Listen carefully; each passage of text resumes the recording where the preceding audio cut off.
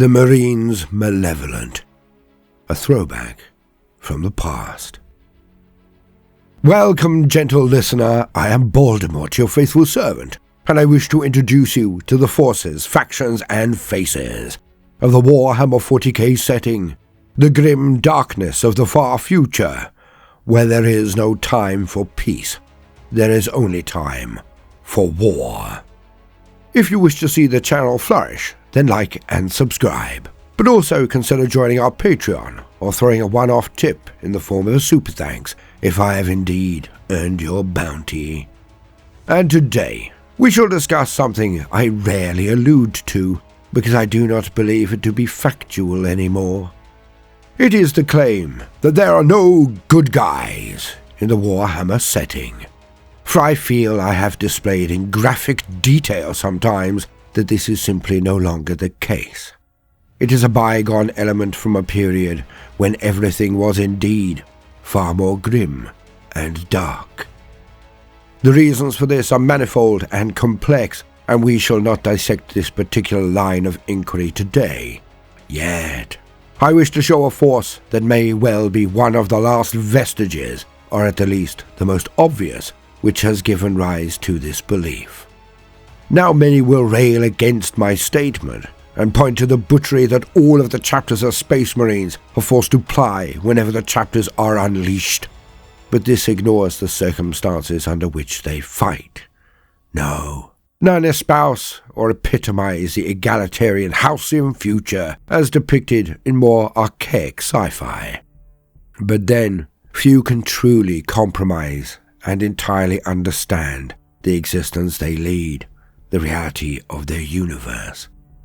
Yes, the setting of Warhammer 40k is undoubtedly the very worst regime possible, the darkest of all futures. But much of the previous grit has been removed, or at the very least, it has been explained and justified, thus, in my humble opinion, denuded of some of its bite.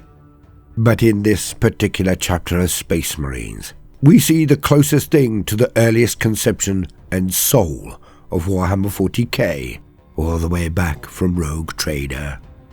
They are warriors born, battling the enemies of the Imperium for over 8,000 years, and they are one of the most decorated of all their number, not even approaching the honor and heaving standards of the original Legion chapters.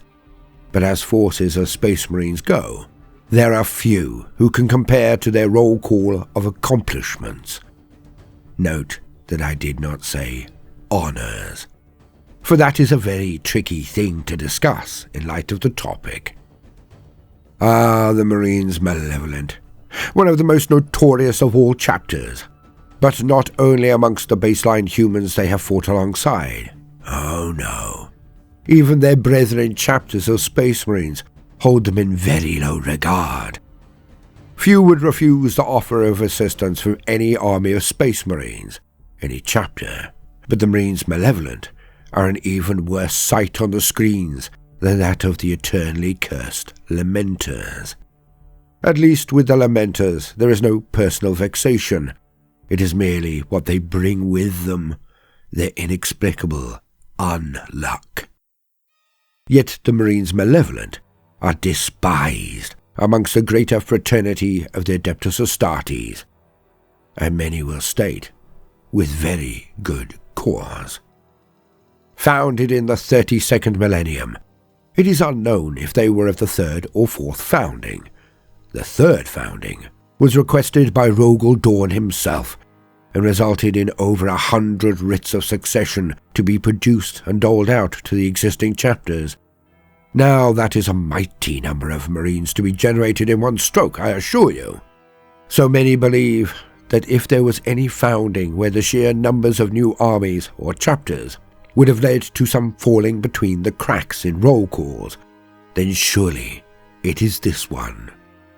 Yet, the Imperium was hit so hard in this millennium, so ravaged by the War of the Beast and other horrors, shattered by rebellion, civil unrest and internal conflict, that the fourth founding was even larger than its predecessor. And it needed to be. just to return some semblance of order. For in those days, the Marines were deployed against the populace of the Imperium far more than any Xenos threat. The Eldar were shattered, and little more than a nuisance. The Tyranids had not yet arrived. The Tau were still living in mud huts, and the Necrons were near universally still in their torpor.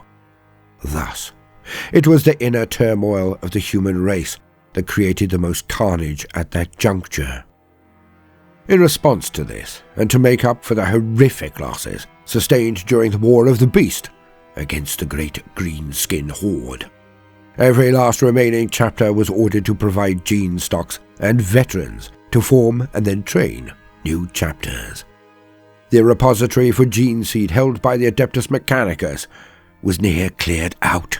So many chapters were acquired, so they were indeed created. It is now impossible to be certain which founding brought the Marines Malevolent into existence. It has been over 8,000 years, and if the Marines Malevolent know, they are not saying. And this leads us to another point, the pedigree of the chapter. For no record remains that indicates who is their progenitor, and this nuance has created a long raft of speculations on which bloodline they hail from. But I shall leave that nugget of lore for you to explore, as some creators have done so much better in their analysis than I could at present. So let us move on. The Marines Malevolent are different from so many chapters as they take their mandate seriously, but to the exclusion of all other concerns. Their job, as is the same of all chapters of Space Marines, is to destroy the enemies of the Emperor and his Imperium. Yet most other chapters understand that the entire point of this exercise is to defend humanity. And this is the bit that the Marines Malevolent consistently ignore. To this chapter, from its leadership all of the way down to its battle brothers of the line companies, there is a flagrant disregard for the repercussions of their actions. But this is not to say that they are outright evil. I have heard many of my peers state that they are imbued with a viciousness that is not acceptable, a delinquency in their primary role that makes them the very worst of all allies. Yet this is simply not the case as far as I see it. Callousness is not evil. It is deeply unpleasant, lacks empathy and any form of honor. But evil is actively going out of your way to create misery, fear, murder, and mayhem. It is done so that people suffer. The Marines Malevolent do not go out of their way to inflict harm on civilians. They do not relish nor adulate acts of carnage. They simply do not care. Like the original projections of the character of the Space Marines, they are callous, but that is all. So concentrated on their primary role, to find and destroy the enemies of the Imperium, that they simply do not take any other factor into consideration. Some might say that this is exactly why they have endured over the millennia, while so many other chapters have been eroded or annihilated and snuffed out. But to state that they have no positive effect is an abject lie. For, as stated, their chapter banners heave with glories and victories. They simply do not care about any other concern, anything other than their goal.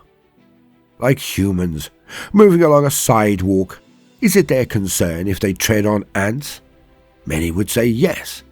Many would say no. Yet most do not look down and purposefully change their course to bag as many ants as possible.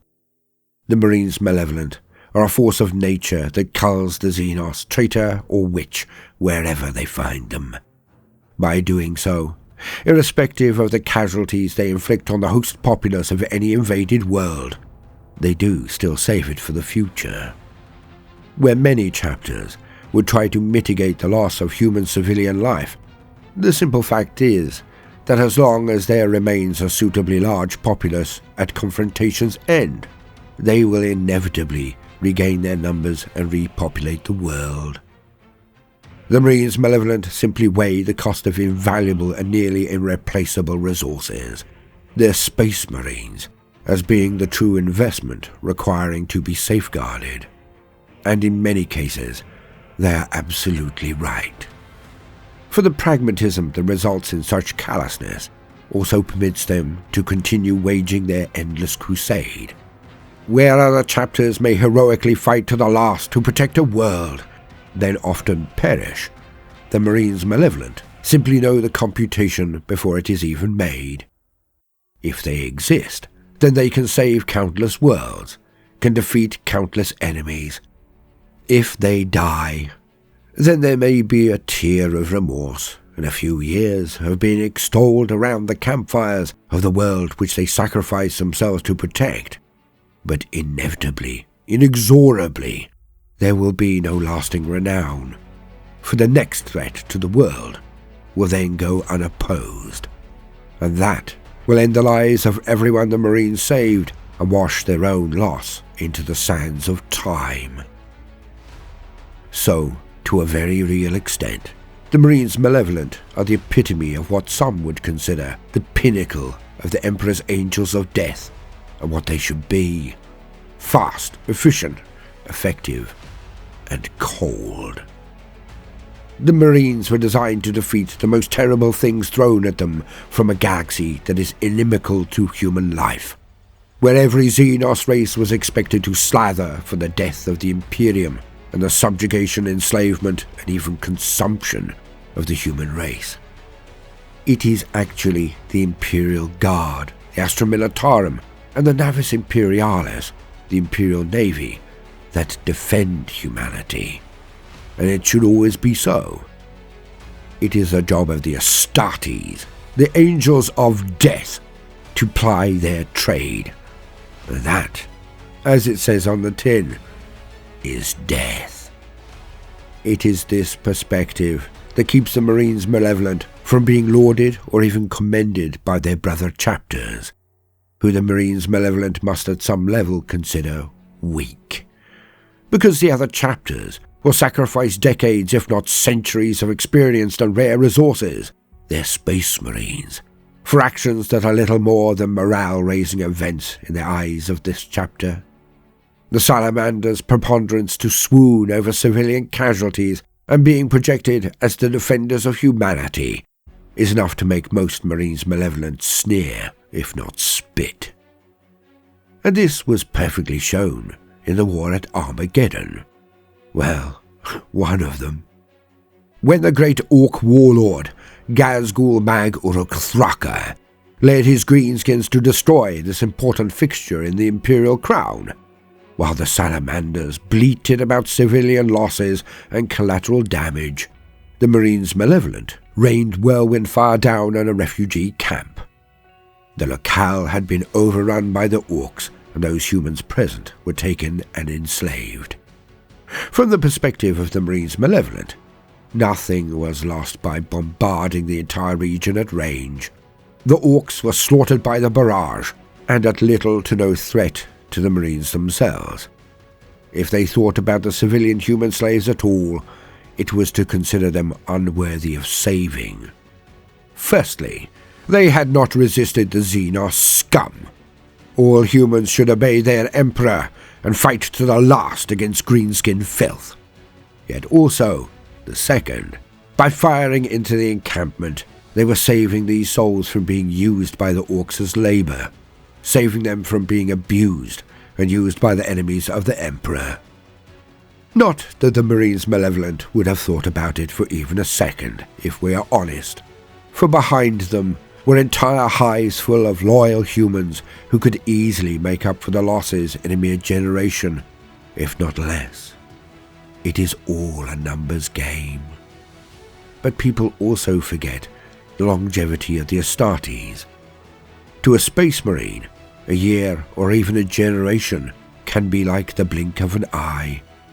They live hundreds of years, fight in every type of confrontation on every kind of world, witnessing every type and society under the wider banner of the Imperium. Nor does it truly end there, for many hive worlds are overpopulated to suffocation. Hence, even if every last civilian on a planet is annihilated, more can be shipped in from these overbursting hive worlds. But of course, none of this is possible if the enemies of the Imperium are running roughshod through the space lanes, camping Mandeville points and smashing more fleets, more recruitment and training worlds of the Astra Militarum. The Marines Malevolent end those threats. And this pragmatism does not end with simple collateral damage. The Marines Malevolent are fighting a very unique war, where they act as if they are not supported by any, are almost a wild card or a throwback to what the Marines should be. For their hunger for resources of any form is perhaps only second to that of the Blood Raven's appetites. They will scour the battlefields of not only their own confrontations, but even those of brother chapters, and anything left behind there will be pilfered and repurposed without delay or any consideration to prior ownership. This has led them into standoffs with the Salamanders and others who consider the Marines Malevolent to be the lowest form of grave robbers and thieves. The fact that this chapter uses so many archaic models of armor is not seen as an indicant of anachronism or irreverence for the past. It is either that they are cut off from being replenished by a forge world, or that their attrition is so severe that they have to rely on older patterns as they burn through new ones so quickly. It is a sign that the Marines Malevolent are always working, doing what they do best, hunting the enemies of the Emperor and eradicating them with extreme prejudice. Most chapters who are so energetic often burn themselves out. Not so this ancient order of warriors. As indicated in the art used, their heraldry is mostly yellow, with a central spattering of black down the central line from chest plate to groin. Their aquila is silver. Their chapter badge is a black lightning bolt with a wing coming from it. The Marines Malevolent have other peculiarities that add to their mystique. Although they have librarians, these Psychostates are given no authority whatsoever over their brethren, where most of the librarians of other chapters are fully ensconced in the upper echelons of authority, taking command when captains and lieutenants fall. This is not the case with the Marines Malevolent. Perhaps somehow it is a throwback to the Council of Nicaea, as some have proposed. But that was 2,000 years before their founding. Confusing, eh? Perhaps it is because they do not think such vulnerable warriors should be left in charge of an empty bolter. Who is most dangerous and most likely to fall to chaos, if not the librarians? But whatever the reason, even a battlefield sergeant will take command over the force before any librarian of this chapter. Alas, the reputation of the Marines Malevolent goes before them. But even if it did not, they are despised more than any other chapter that has not been designated traitorous, for they ignore, sneer at, or even openly deride their cousins of the other chapters. They consider every encounter transactional, and are thus deemed by many to be utterly without honor.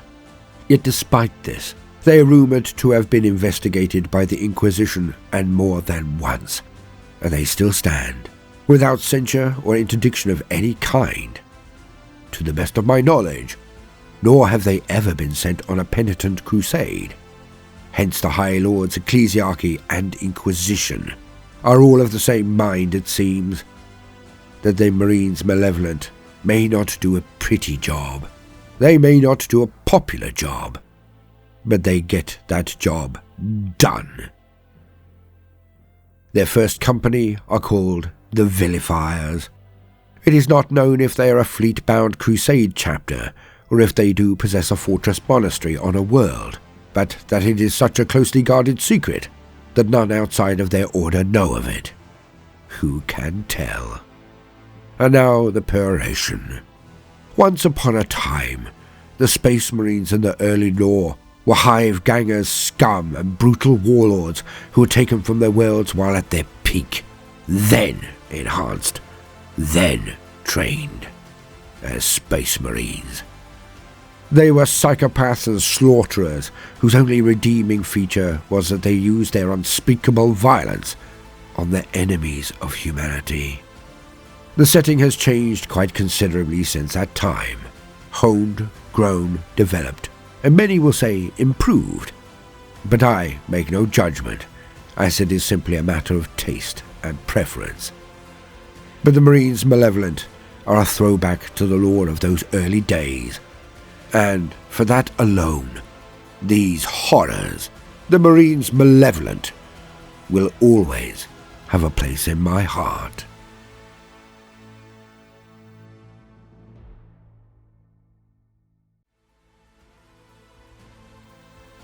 I have been Baldermort, your faithful servant. Like and subscribe, tip if I've earned your bounty. And if you like my tales, then do check out our other channel, Living Mythology, links in this video's description. I honestly believe it is most often my best work so far, and that of Lightbringer, my daughter. But with that said, and most importantly of all, no matter what you do today, do try to make some time for fun. Toodaloo.